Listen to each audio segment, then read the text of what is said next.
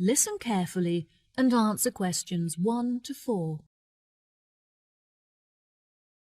Hello, how can I help you today? Yes, hello. I'm just phoning you as I have seen an advertisement on your website for a property that I'm interested in renting. If possible, I'd like to find out some more information before I organise a viewing. No problem at all. What is the address of the property that you'd like to inquire about? It's 21 North Avenue. Okay, what is it that you'd like to know?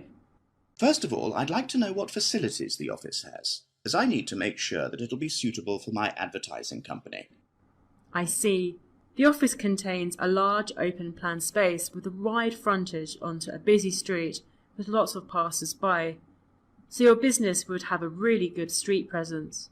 There is also a toilet and newly refurbished kitchen equipped with a dishwasher and oven. Wow, that sounds great. I'd definitely like to register my interest. Okay, perfect. I just need to take some details from you, if that's okay. What is your full name? Jonathan Smith. And what position do you hold in your company, Jonathan? Until recently I was sales manager. However, I've recently been promoted to regional manager, so I'll be in charge of running our new office. Can I ask where the office is located? Yes, of course. It's located downtown, just around the corner from Royal Square Shopping Centre. That's a bit too far out of the centre for my liking. I'd much prefer to be located in close proximity to the station. Do you have any property located in that vicinity? It would help me to narrow down the results if you could tell me how many employees you intend to have working in the office. Our branch is made up of 30 employees, and we'd like some extra space for meetings and presentations. Most average office spaces are around 8,000 square feet, but it sounds like you would need more space than that. I think that 10,000 square feet would be more suitable for your needs. Now, let's see, we have 10 properties that match those criteria, so let's try and narrow it down. Before you hear the rest of the conversation, you have some time to look at questions 5 to 10.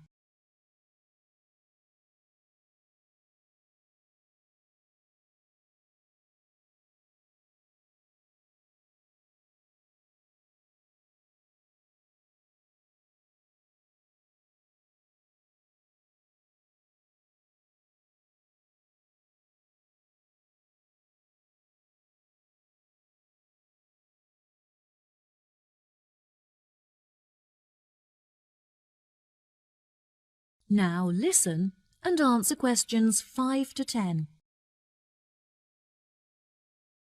Do you have any other requirements? Well, we'll need access to the office 12 hours a day, but security should be 24-hour. We don't hold any money on the premises, but it's crucial that we protect our customer information against theft. Okay, anything else? Yes, ideally I would prefer the new office to be split over 2 levels, so that the working office area is kept separate from street level. That will enable us to locate a reception at ground floor level to welcome customers when they arrive. And are there any particular facilities that you need? Our employees work very hard throughout the day, and I want to make sure that they're well nourished. It would therefore be ideal if I could provide them with a kitchen to cook hot meals at lunchtime. Would you want the kitchen to be located at first floor level with the office? No, I don't want the office to be filled with the smell of food. It would be better if the new office had a basement where we could locate the kitchen and staff room area to keep it at arm's length from the workspace. Okay, I have now narrowed the search to 2 available properties. Do you have any other requirements that could narrow our search down to 1 result? All of our office staff will be working at desktop computers, so I'll need the office to be equipped with at least 40 power sockets if possible. Anything else? Studies have shown that exercise is very important for maintaining happiness and healthy brain function. In an office environment, it's very difficult to get sufficient daily exercise, so it would be great if they had access to a nearby exercise area. One of the available offices is located next door to a gym. Would this be suitable? Yes, absolutely. A gym is exactly what I was thinking of. Brilliant. Do you need the office to be furnished? I don't think so. I already have some furniture, so I would prefer to bring this myself. That's no problem at all. And before I forget, we will definitely require Wi-Fi access, as much of our work and customer recruitment is carried out online. No problem. It sounds like the property will suit your needs perfectly. I've taken the liberty of booking you a viewing at 3 p.m. on Thursday so you can see it for yourself. Is there anything else I can help you with today? No, I think that's all the information I need. Thanks very much for your help. No problem. It's been my pleasure to be of assistance. Goodbye. That is the end of part 1. You now have half a minute to check your answers.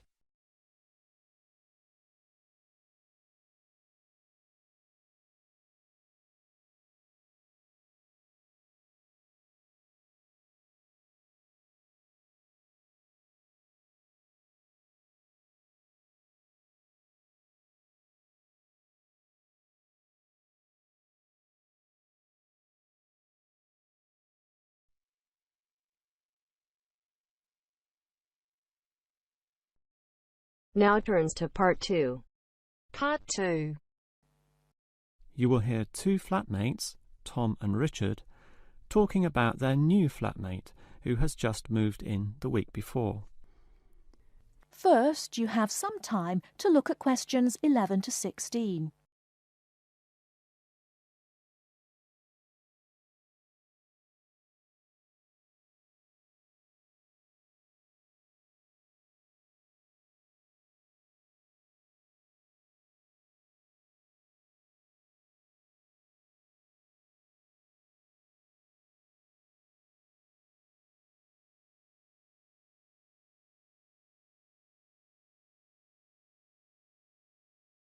Now, listen carefully and answer questions 11 to 16.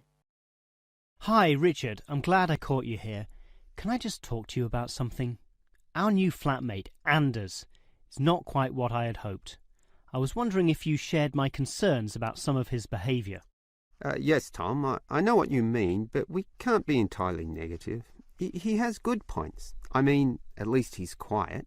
He doesn't play loud music all night or bother others or turn his TV up, disturbing everyone.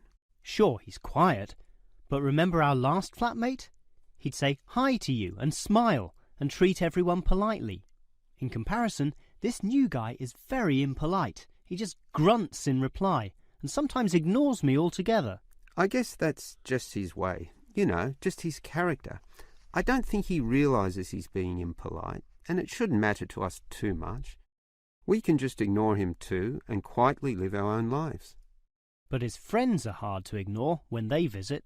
I know what you mean, but how often does that happen? I rarely see them, maybe once or twice a month. If they came more often, it might be a problem, but as it is, such rare visits don't matter so much. Wouldn't you say so? Well, I'm not sure, since it's very obvious when they're here because of all the cigarette smoke in the house. It stinks up the place, and you know we don't allow smoking on the premises. Well, I've never seen them doing this. Maybe they do it outside. Perhaps we can talk to Anders about it. Always remember, though, in one respect, he's a good tenant, and it's the most important aspect. The previous flatmate would always pay the rent late. I know what you're going to say. This guy pays promptly. But there's more to being a good tenant than prompt payment. I mean, you need to turn off the TV, clean up your dishes, dress respectably, be polite, and so on. I guess what I'm saying is that basically you need to cooperate with the others, and this new guy fails significantly in this respect. Okay, I suppose you have a point there. Before you hear the rest of the talk, you have some time to look at questions 17 to 20.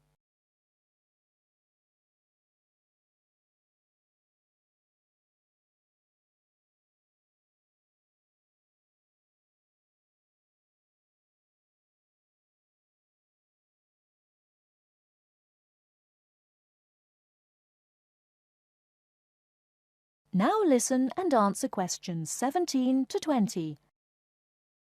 I tell you what, Tom, why don't we talk to our new flatmate, Anders, about these issues? If we throw him out, we'll have to go to all the trouble of finding another flatmate, who might not necessarily be much better. So, let's give the current guy a chance. Here, I've got a piece of paper, so let's make a short list of issues to discuss with him. Get it out into the open.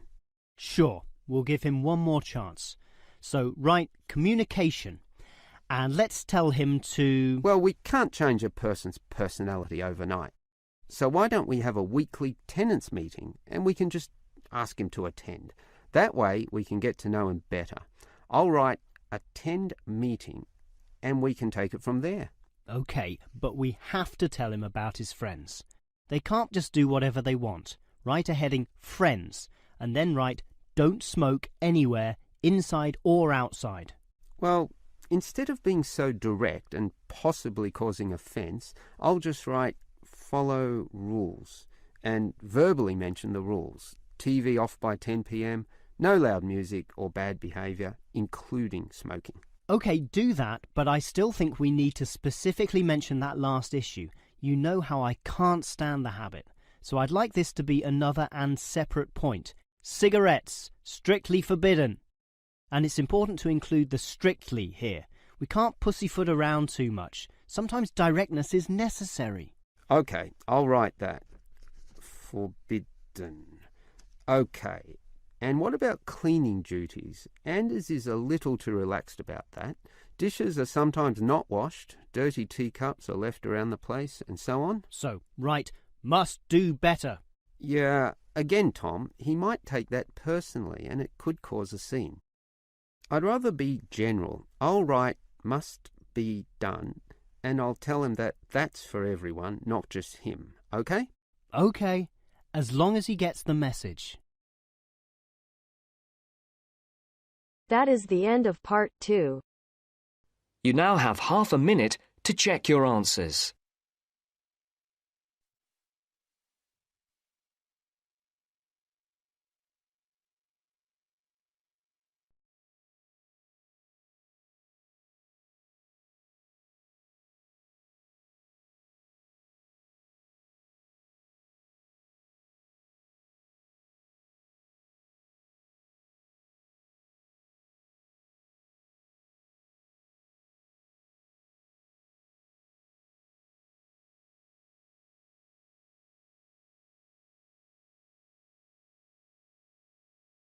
Now turns to part 3. Part 3.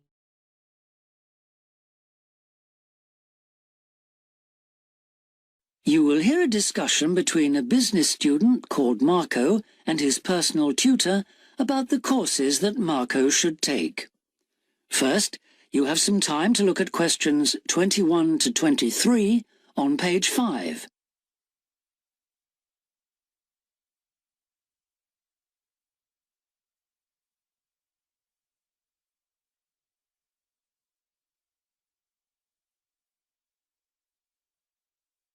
Now listen carefully and answer questions 21 to 23. Hi, Marco. Come in. Thanks. I've got a bit stuck trying to select courses for next semester. Could you help me, please? Of course. Sit down. Oh. First of all, most people just go for the areas of business that they're interested in, but even if something doesn't look very stimulating, it's important that you can use it once you get a job. It's not much good choosing areas that aren't going to be helpful later on. Right. I want to go into management, so I'll need to think about that. And should I start specialising in a particular area yet? I don't think that's wise at this stage. It's better to aim for a wide variety of subjects, especially as management covers so many possibilities. You shouldn't be limiting your choices for later on. Yes, I see.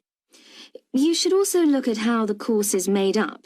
Will you have regular seminars and tutorials, for example, as well as lectures? OK. Some of the lecturers are quite big names in their fields, aren't they? Mm-hmm. Should I aim to go to their courses? Well, remember that the lecturers who aren't well known may still be very good teachers. I'd say we have a consistently high standard of teaching in this department, so you don't need to worry about it. Before you hear the rest of the discussion, you have some time to look at questions 24 to 30 on pages 5 and 6.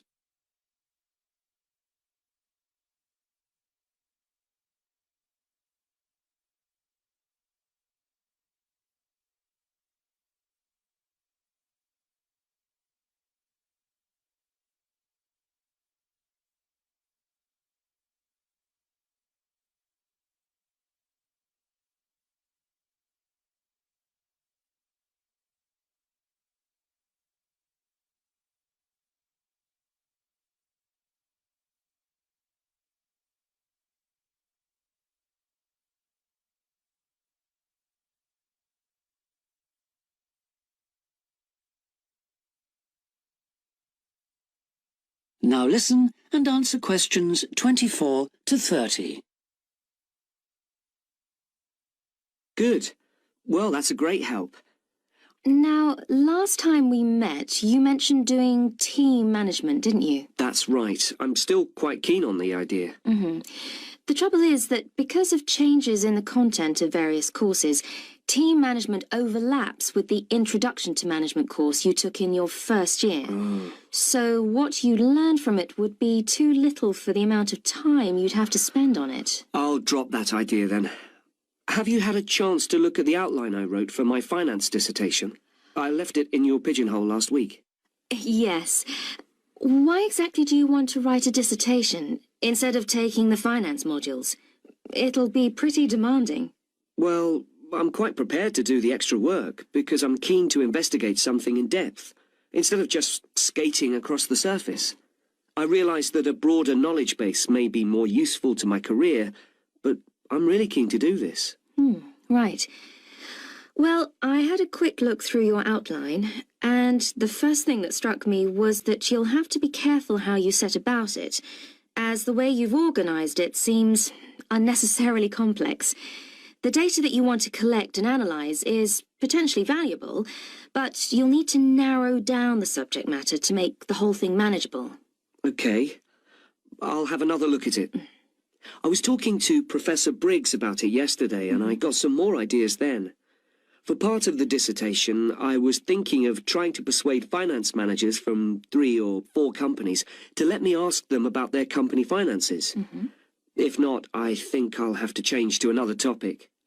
Well, go ahead then. I could give you some names. Thanks. Now, let's talk about practicalities. Your dissertation must be finalised by the end of May, so you should aim to finish the first draft by the end of March. Is that feasible?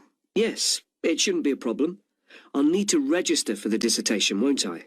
Is that with the registrar's department? No, it's internal to this department, so you just need to let the secretary know. Do that as soon as you're sure you're going to write the dissertation. OK. Then, to analyse your statistics, you're going to need some suitable software. If I were you, I'd drop into the computer office and ask them for a copy. Right. So, if I revise my outline...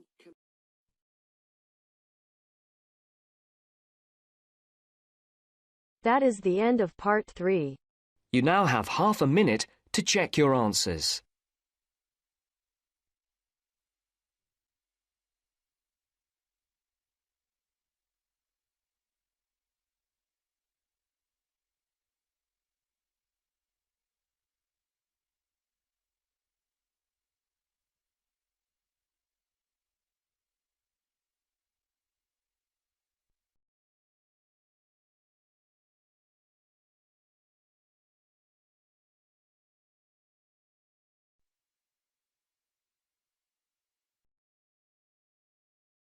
Now turns to part 4. Part 4. First, you have some time to look at questions 31 to 40.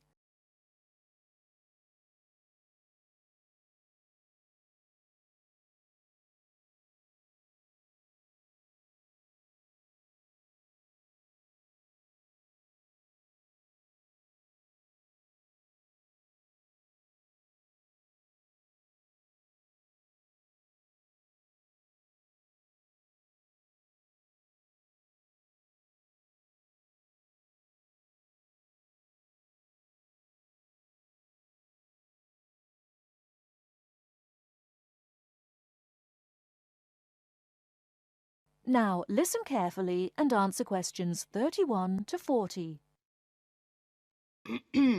Last week, we looked at some of the features of modern houses, and today we're going to turn the clock back and look at traditional house design. I've chosen to start with Samoa, which is part of a group of Polynesian islands in the South Pacific Sea, because the influence of culture and weather on house design is quite clear there. So let's have a look at, first of all, at the overall design of a traditional Samoan house. Now, these days, houses in Samoa have become more modern and are usually rectangular. But traditional designs were round, or sometimes they were oval in shape. Here's a picture. This traditional style is still used, often for guest houses or meeting houses, and most Samoan villages have at least one of these buildings. As you can see, there are no walls, so the air circulates freely around the house. Samoa is a place that experiences high temperatures, but the open design of the house also reflects the openness of Samoan society. If the occupants want shelter, there are several blinds made of coconut leaves that can be lowered during rainy or windy weather. Or indeed, the blinds can also be pulled down if people want some privacy. The foundations of the house, that's the part beneath the floor, are raised slightly. In the past, the height was linked to the importance of the occupants, which we'll talk about another time. However, the floor of the house was usually covered with river stones. Today, we have a range of methods for balancing the temperature inside a building, but the stones on the floor of a Samoan home are ideal for cooling the building on hot days. Now, let's have a close look at the roof. This, as you can see in the picture, is dome-shaped and traditionally thatched or covered with leaves from the sugarcane. That's an established crop in Samoa. This was a job for the women, and it involved twisting the leaves and then fastening them with a thin strip of coconut leaf before fixing them to the roof in several layers. Now, the shape of the roof is important. You can see that the sides are quite steep, and that's done so that the rain falls straight to the ground without moisture going through the leaves and causing leaks or dampness inside the house. Then you'll notice how high the top of the roof is. This is a way of allowing heat to rise on sunny days and go through the thatching, thereby cooling the house. So, how does the house stay upright? Well, there are a number of evenly spaced posts inside. They encircle the interior of the building and go up to the roof and support the beams there. They're also buried, usually about 1.5 meters in the ground to keep them firm. These posts are produced using local timber from the surrounding forests. They're cut by men from the family or village, and the number varies depending on the size and importance of the house. Now, these posts were a very significant part of Samoan culture and did much more than hold up the roof. When there were meetings, people sat with their back to certain posts, depending on their status in society. So there were posts for chiefs, according to their status, and posts for speakers, and so on. And ordinary people sat around the side on mats. The last area I want to look at today is the attachment of the beams and posts, what you call fixing the construction. Traditionally, no nails or screws were used anywhere in such a building. Instead, coconut fibres were braided into rope to fix the beams and posts together. The old people of the village usually made and plaited the rope. This was a lengthy process. An ordinary house used about 40,000 feet of this rope, and as you can see in this picture, the rope was pulled very tightly and wound round the beams and posts in a complex pattern.